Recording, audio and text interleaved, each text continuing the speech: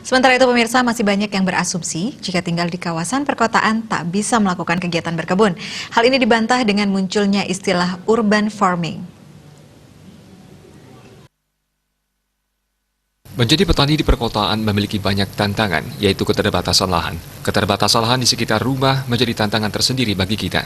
Urban farming bisa dimulai dengan pemilihan sampah rumah tangga yang organik. Bisa langsung masukkan komposter untuk diolah sebagai kompos yang bisa digunakan sebagai media tanam.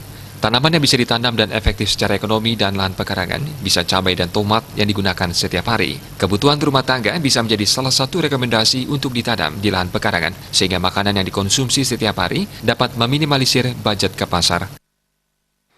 Kita sebenarnya bisa mulai dengan pemilahan sampah.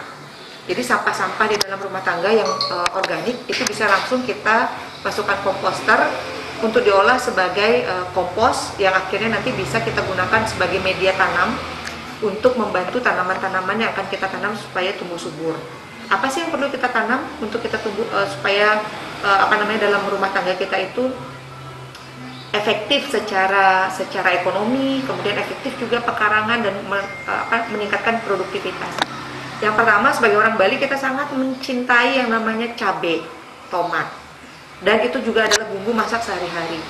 Sehingga kompos yang kita hasilkan dari sampah rumah tangga itu bisa bermanfaat atau berguna sebagai media tanam untuk tempat cabai dan tomat kita tumbuh. Urban farming ini mampu meningkatkan aktivitas kewirausahaan dan menambah jumlah wira swasta. Agung Ria dan Saputra, Bali TV.